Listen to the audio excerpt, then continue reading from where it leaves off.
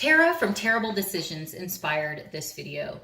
You should really follow her if you're not already. I'll link her video or her channel below, and she has an amazing sense of reflection on her no-buy journey. And so she's inspired me to log and track all the items which are tempting me to break or violate my no-buy / low-buy. It's still kind of ambiguous as to what I'm really doing with my life right now.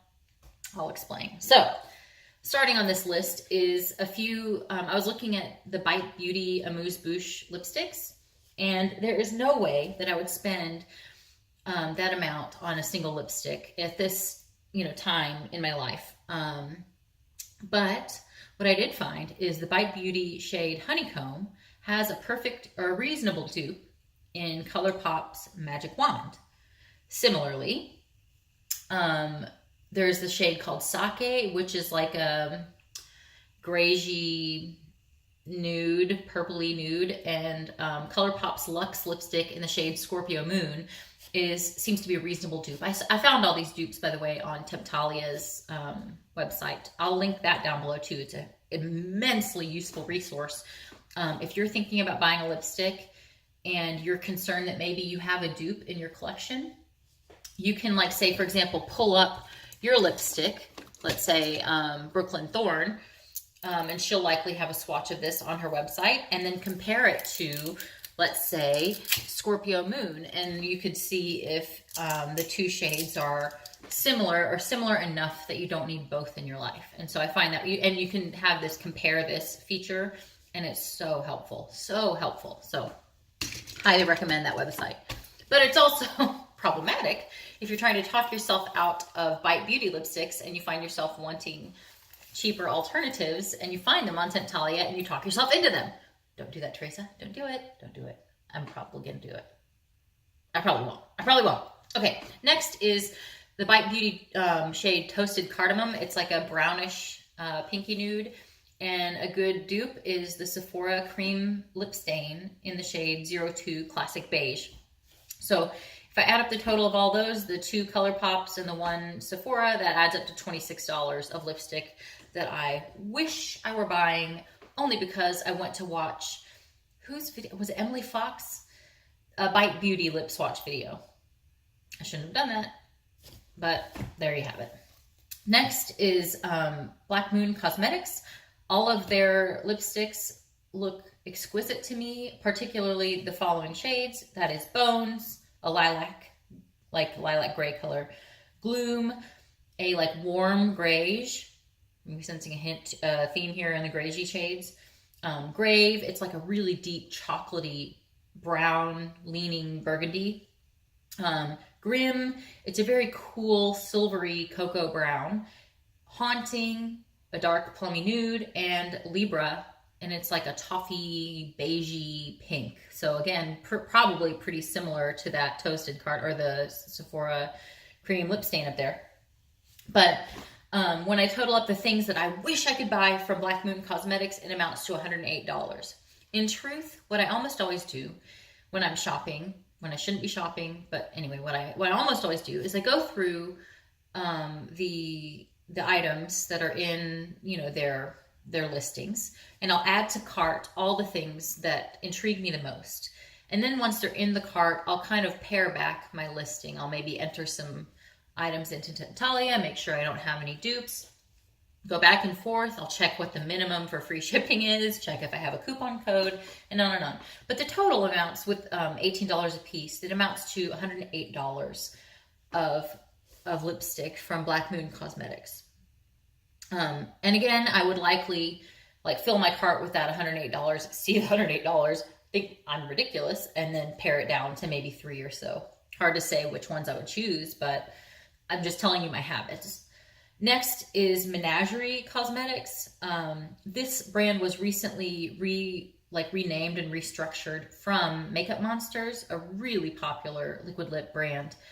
And now a portion of their profits go toward charities which preserve and conserve the habitats of endangered animals and just animals in general. So I chose 4 lip shades from there and this is a real thing. I actually, during my no-buy, went to Menagerie, filled up my cart, and then like walked away. I walked away. I had to walk away. And the shades were Leo, and that's like an orangey mustard. Gator, it's an olive green. Sequoia, which is the exact color of a wet terracotta pot. Like, you know, when you water your plants and it has that beautiful orange brown shade. That's the exact color of Sequoia. And Alpha is like, they describe it as like, what are the words? It was like chocolate lavender, I think. But it's just a grayish, a violating grayish. And can we sense a theme here? I'm itching for grayish in my life. I have enough grayish. I have this beautiful Brooklyn Thorn. I have the NYX shade Embellishment. And I think I have an actual lipstick that's like a grayy color. But nonetheless, I don't need these. I don't need to be dumb. But that amounts to $72. Also, the 2 things that, man, if I weren't on a no buy or low buy, I would have bought them in a second. And those were but it was easy for me to turn them down because of my rules. And that is the Suva Beauty Bag for $50 and the ColourPop Mystery Bag for $25. Would have certainly bought those. But the thing that actually stopped me was, what if there's things in there that would violate my no-buy or my low-buy rules? Because I'm technically only supposed to buy eyeshadows and lipsticks, although I've told myself I can't do that anymore. But what if it had in there highlighters, which I'm not allowed to buy, mascaras, which I'm not supposed to be buying, you know, that sort of thing. So that's $75 that I didn't spend.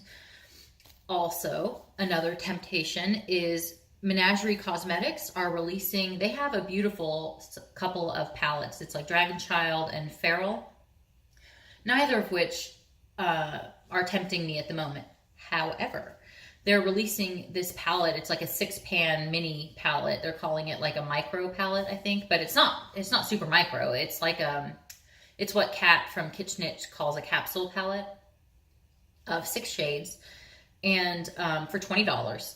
And it's called Courtship, and it reminds me a lot of Colored Rain's Beauty Rust with more peachy tones in it. So I'm not going to be buying it, but they did say that they're going to be releasing like several of these micro palettes, and I am super in. I'm super intrigued.